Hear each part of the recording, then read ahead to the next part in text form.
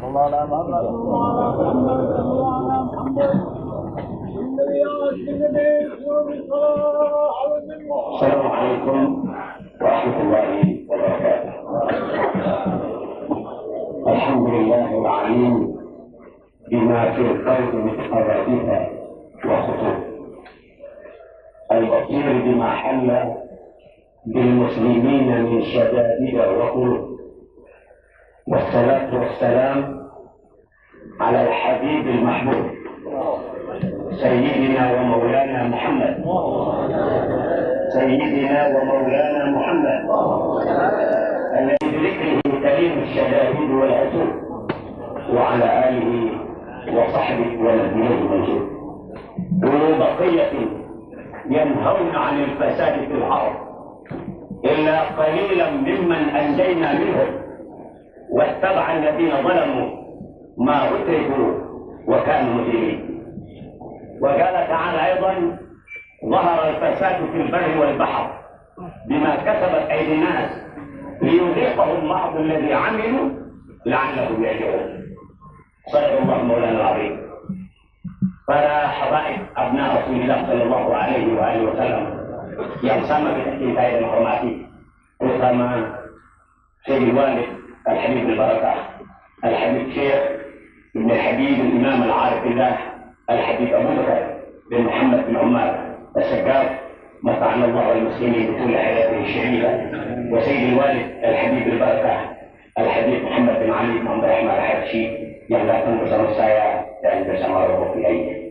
Saudara-saudara sekalian, sebenarnya saya tidak pantas untuk menyampaikan sesuatu di hadapan bapak-bapak dan saudara sekalian.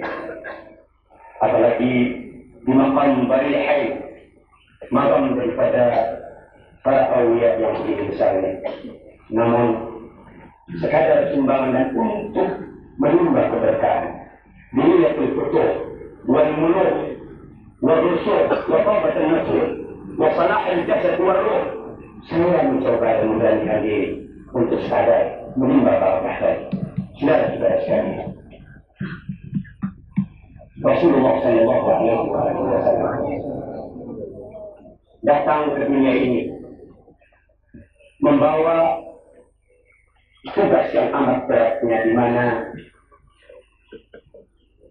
tugas yang berat ini tersimpul dalam dua pola perjuangan beliau, yaitu mengajak umat manusia untuk semuanya dapat mengakui bahwa tidak ada Tuhan melainkan Allah dan Muhammad Rasulullah. Kalimat tauhid inilah yang menjadi perjuangan pertama daripada Rasulullah. Kalimat tauhid. Pola hidup yang kedua yang diperjuangkan oleh Nabi adalah tauhidul kalimah. Setelah tadi kalimat tauhid, yang kedua adalah tauhidul kalimah. Mengajak semua umat Islam yang sudah mengucapkan kalimat tauhid tadi untuk dapat mencocokkan perbuatannya, sikap hidupnya, perjalanan hidupnya dengan pengakuannya sebagai umat Muhammad SAW. Saudara-saudara sekalian, saya sangat sependapat dengan apa yang disampaikan oleh Al-Habib tadi. Kita patut berbangga mempunyai ajaran keturunan yang hebat. Tetapi ajaran kita, kakek-kakek kita, mereka telah lama meninggalkan kita dengan tugas yang masih berserakan, yang perlu mendapatkan penanganan langsung dari kita sebagai pewaris daripada ajaran kita, daripada kakek-kakek kita. Bukankah kita pernah membaca bahwa ada orang yang berkulit bule pernah mengadakan riset terhadap umat Islam di Pulau Jawa ini, sampai dibukukan hasil riset mereka itu pada tahun 50-an dalam satu judul buku yang berjudul The Religion of Java. Beliau katakan, orang itu berkata bahwasanya umat Islam di Pulau Jawa ini tergolong dalam 3 golongan. Golongan yang pertama yang dikenal dengan Muslim santri. Muslim santri ialah Muslim yang aktif menjalankan syariat agama macam bapak-bapak dan saudara-saudara sekalian saat ini. Dan ini banyak. Yang kedua, yang disebut dengan golongan muslim priai.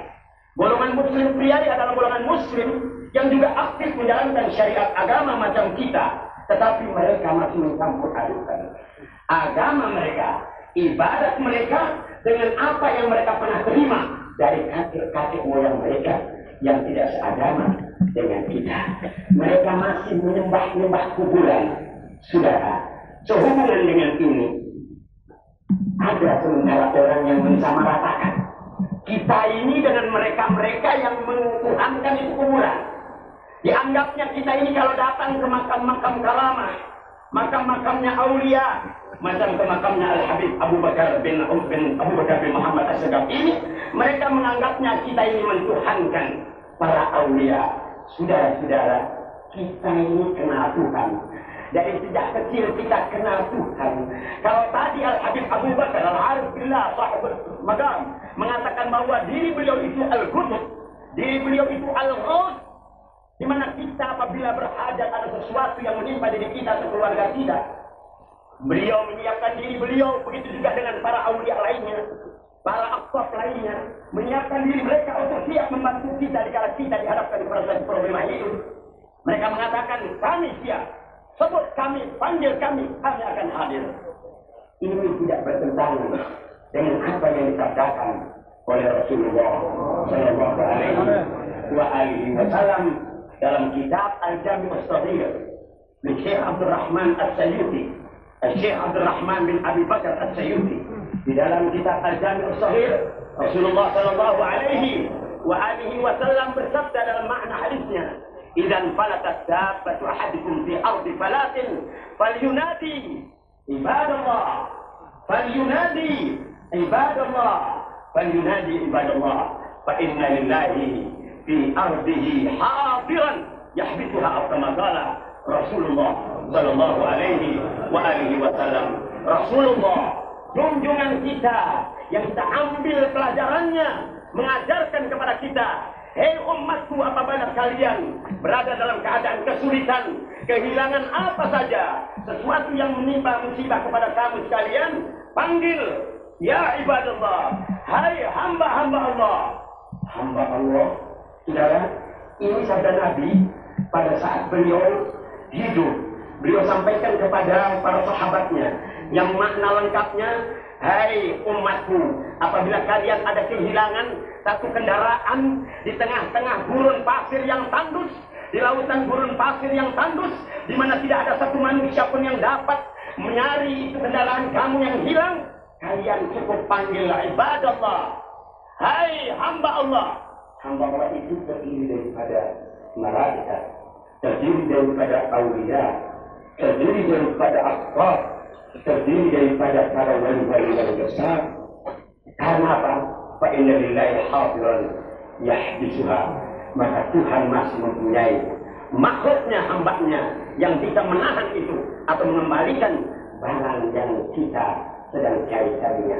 Saudara-saudara, kalau ada sementara orang yang menganggap bahwa kita ini syirik, datang ke makam para wali-wali, kita dianggap tidak boleh datang kepada para wali-wali, meminta kepada mereka. Saudara-saudara, kita tanya, mereka lebih tinggi dari Nabi atau lebih dibutuh dari Nabi? Kita tanya kepada mereka.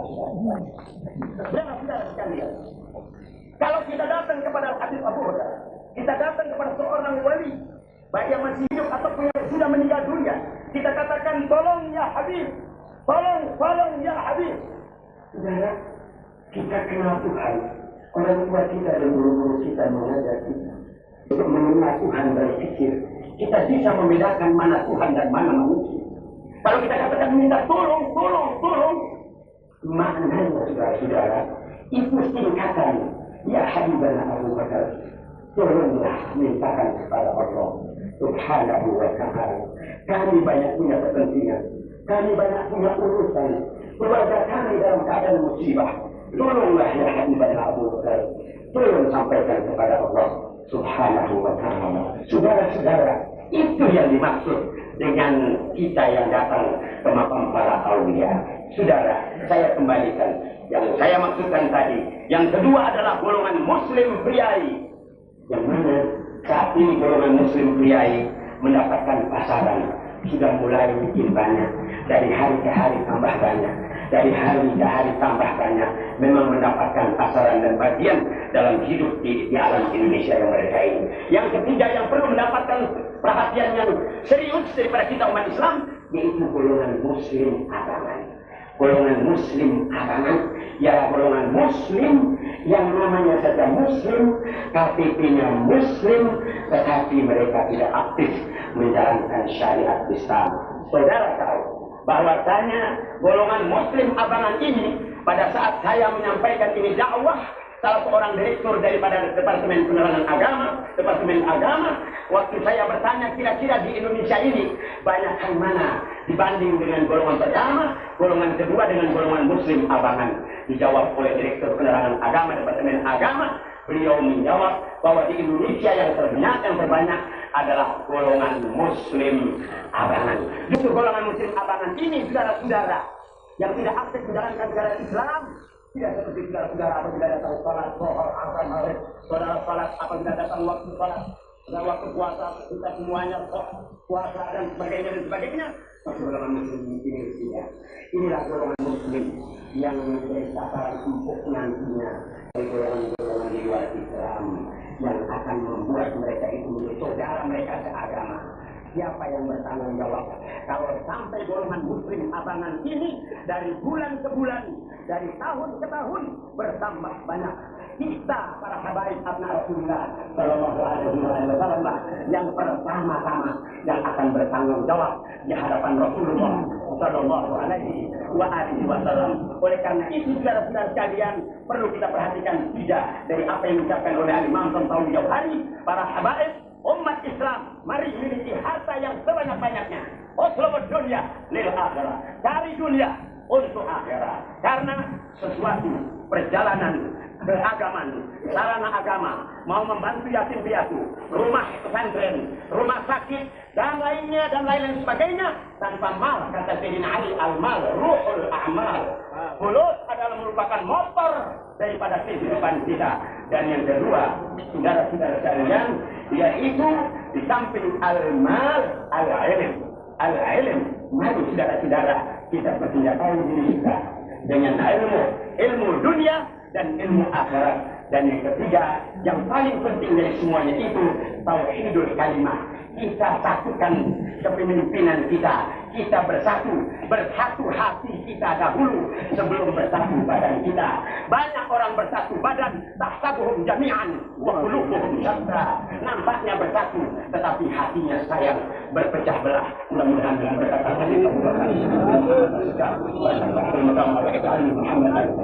Allah Ta'ala bersatukan hati kita dengan Islam.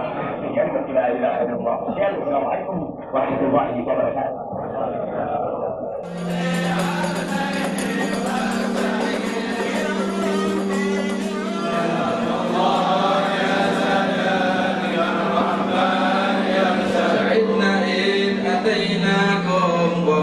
Ingat hadirin, salaf Alawiyin mencetak tinta emas sejarah perjuangan syariat kakek mereka menjadi mulia dan membanggakan bukan dengan harta, bukan dengan jabatan, bukan dengan urusan-urusan keduniaan, tapi mereka menjadi panutan dan buah bibir umat di dunia ini karena kehidupan mereka yang menakjubkan dan menapaki jalan kakek mereka Nabi Muhammad SAW.